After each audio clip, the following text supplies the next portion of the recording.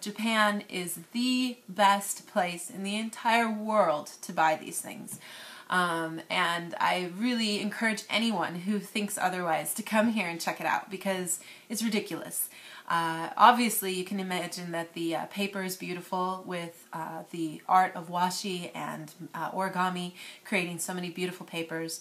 But then on the flip side, cute anime kind of manga style characters on everything. It's just kind of overwhelming. And I went to the store the other day with my daughter and we were looking for some things for her birthday, and I just brought my camera along to kind of give you guys an idea of what the stationery aisle looks like in a store. Now this is just a stationery aisle for kids. There's also the more adult themed kind. I say that sounds terrible. I don't mean adult themed. I mean more contemporary style kind of work that you can get that is toned down but still stylish and cool looking. There's a whole another 3 or 4 sections aisles for that kind of stuff. But this is just the stuff that's really cool. It has all the cool new characters. You find Rirakuma, you find Hello Kitty, of course. You find all sorts of different characters here. And I took the video along so you guys can go ahead and watch that now, and I'll show you guys some of the things that I saw there.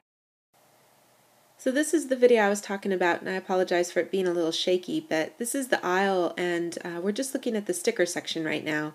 And there's your standard variety of stickers here, and the really popular ones these days are more of these kind of deco stickers that have big jewels on them. You'll see different themes, birthday jewels and stones, little ribbons and feathers and stuff on them. Then some just that are these kind of anime, cute little character designs. Some cute little poofy sushi, and that kind of poofy styles done here too. Just a lot of different variety. There's even some that have these kind of jellies inside, or some aroma that's inside as well. Really random. And then we also have these little memo pads, and these are just like business card size, maybe kind of the same size as a postcard. And you could just see the insane variety that we have here. A few for boys, but mostly with the intention of appealing to girls.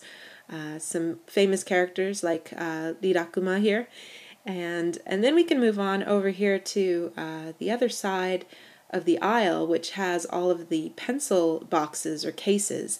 Now, I never owned a pencil box or case ever when I was in the States, but these things are a must-have for every kid here. You start off getting your standard one when you're in elementary school, and by the time you're in 3rd or 4th grade, you kind of branch off and get something a little more unique. You can see there's stuff for girls, for boys. We get into the boy section here, and you see all these sports ones, Puma and Adidas and stuff like that, to kind of appeal to everybody. And the aisle even finishes off with stuff that's a little bit more for adults, even with just your standard leather colors and plastic cases that are more kind of a standard design. Looking at them, you might even confuse them with glass cases, but these are some ideas. I love this one. It's actually an old Converse tennis shoe, and then they put a little zipper on it.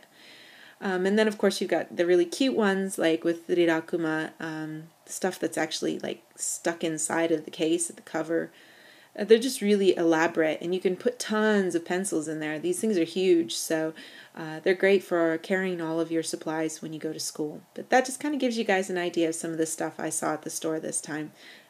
Thanks for watching. If you guys have any questions about anything, you want to know more about something you see in the video, please feel free to put any questions or comments in the comment section below.